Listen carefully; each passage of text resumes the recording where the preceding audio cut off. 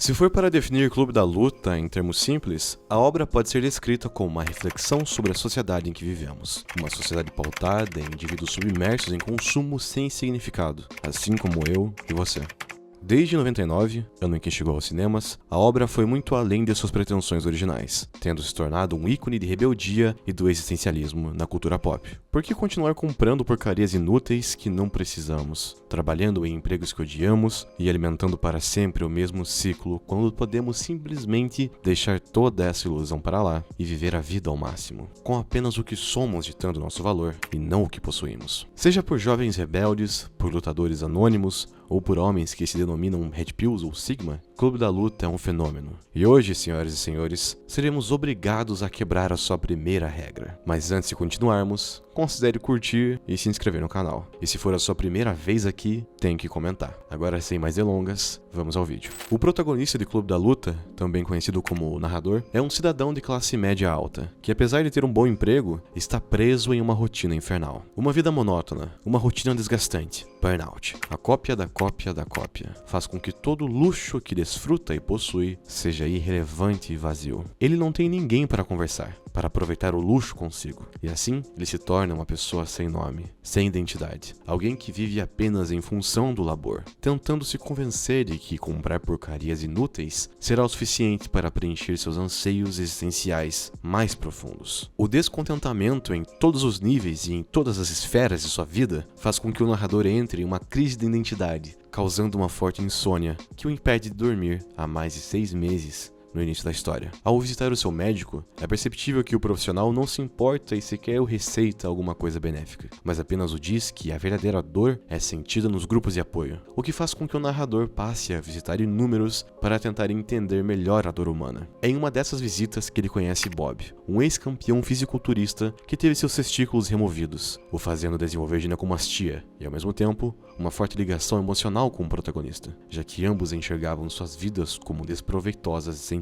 Essa ligação é benéfica porque é em um desses momentos que compartilham, mais especificamente quando o narrador chora descontroladamente sobre os seios do personagem, que ele consegue experienciar alguma melhora, metaforizando assim a relação entre o menino emocionalmente imaturo e instável e sua mãe. Além disso, é válido notar que, nesse grupo em específico, consegue-se estabelecer um paralelo com os homens castrados de nosso tempo, que não vivem rituais de passagem para os transformarem em homens de fato, o que os faz continuar a viver e agir como meninos indefinidamente. À primeira vista, parecia que o narrador encontraria paz, mas o aparecimento de Marla Singer faz com que ele volte a ter insônia. Mais do que alguém que o incomodava, Marla era um lembrete constante de sua própria mentira. Ele frequentava grupos para encontrar pertencimento e compreensão, mas não fazia parte realmente de nenhum deles. Essa hipocrisia que compartilhavam fazia com que a proximidade se tornasse tóxica para eles, já que traziam à tona toda a solidão, destruição, abalo físico e emocional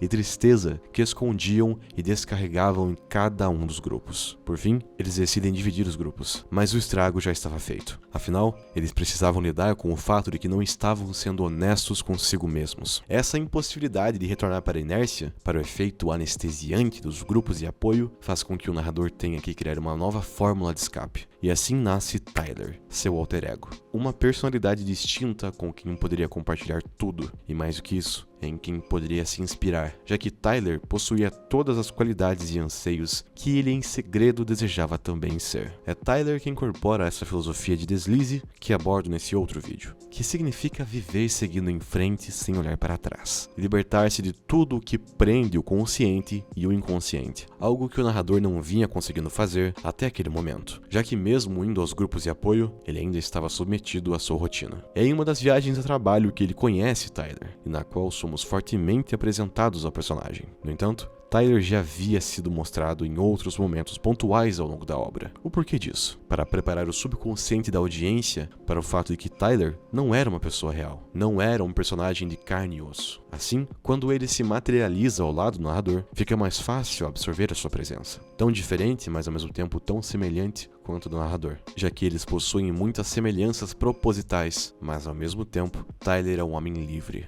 quanto ao narrador, não.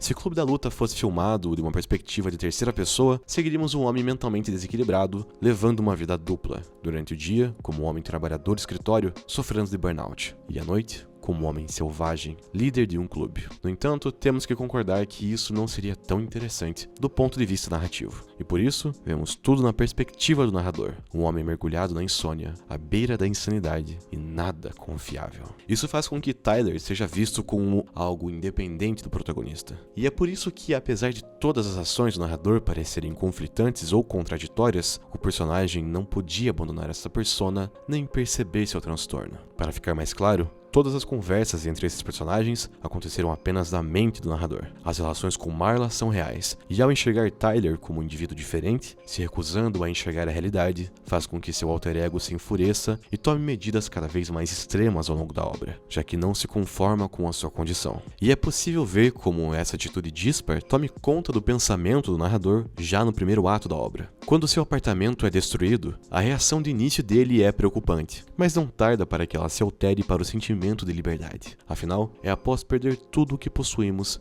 que estamos livres para fazer o que quisermos, algo que o narrador estaria praticando desde o momento em que conhece Tyler, mas só seria capaz de assimilar verbalmente no fim. Tyler, após libertar o narrador dos bens materiais que o controlavam, começa a elaborar o seu plano para destruir o sistema capitalista, o que paradoxalmente é responsável pelo seu nascimento, e libertar as pessoas das suas dívidas, acreditando que assim estaria salvando todos aqueles que esperavam ser liderados e não tomam iniciativa por conta própria. Uma geração sem guerra e sem propósito precisa de um motivo para enfrentar as linhas de frente, e Tyler estimula esse sentimento por meio do senso de pertencimento a algo maior. Inicialmente, esse senso foi desenvolvido pelo Clube da Luta, que atraía homens para suas reuniões, homens que compartilhavam do mesmo sentimento de reviravolta e ódio pela sociedade que os cercava e os excluía diretamente, os obrigando a trabalhar intrinsecamente para conquistarem qualquer coisa, por mais vazia e irrelevante que seja. O clube lhes dava a oportunidade de se redimir dessa realidade por meio da violência, uma das manifestações mais primitivas da psique humana. A violência, nesse contexto, surge como uma forma momentânea de fazerem esses homens se sentirem vivos. Como explicado pelo protagonista,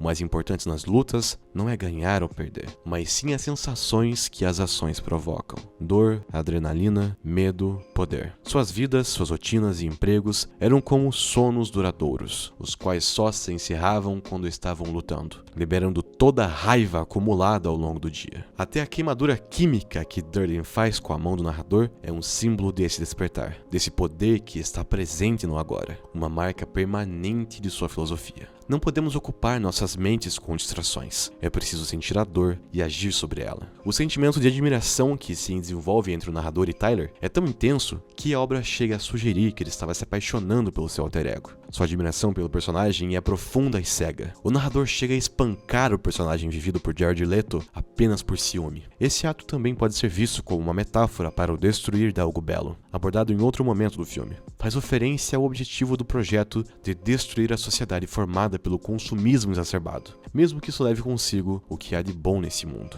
Por outro lado, como Tyler nada mais é do que uma manifestação de seu subconsciente, o que o narrador realmente estava sentindo era um prelúdio para o fato de que se entregaria aos seus instintos e desejos. A sua filosofia oculta já estava presente em si, mas ele se recusava a aceitar. O embate entre esses dois é um ponto alto do filme, já que Tyler parecia estar disposto a tomar medidas extremamente violentas contra sua própria consciência, fazendo com que o narrador o implore para parar. No entanto, é aqui que mora a grande sacada da obra. Não existe Tyler. A arma estava nas mãos do protagonista o tempo todo. Tudo o que aconteceu, tudo o que ele sentiu, disse e fez, foi apenas ele mesmo. Ele era o responsável pela filosofia e pela dor. E mesmo sem perceber, ele já era o ícone e a persona que ele tanto desejava ser. Bastava a coragem para perceber isso. É somente ao disparar contra si mesmo, com a convicção de que a pólvora arrumaria para seu cérebro, que ele se liberta. É nesse momento em que sua persona emergente é vivenciada, e é nesse momento que Tyler morre, e apenas o narrador renasce, como um homem completo e livre. Afinal, quem é mais livre do que alguém disposto a tirar a própria vida? Todo o sofrimento ao qual o narrador foi submetido o levou a ter o despertar que precisava,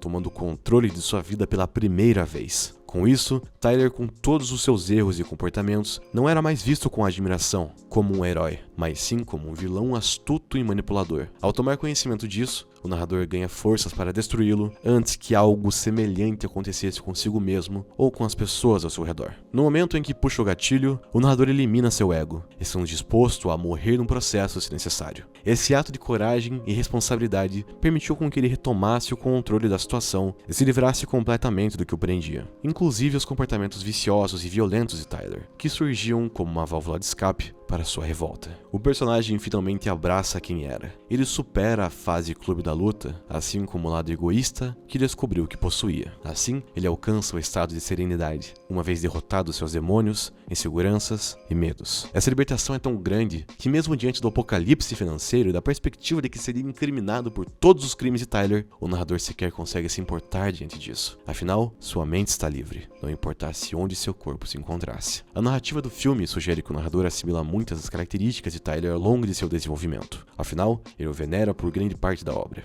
Mas mais do que isso, o embate entre essas duas entidades mostra que o narrador até mesmo o superou. Ele também foi além da persona rebelde. Ele foi além da fase violenta. Ele enxergou a verdade por trás desses sentimentos e dos instintos irracionais. O narrador descobre ao longo da obra que é possível encontrar paz consigo mesmo, mas que a única forma de fazer isso é lidar de cara a cara com a dor, mas também com a raiva. E não são muitos que possuem a coragem para fazer isso.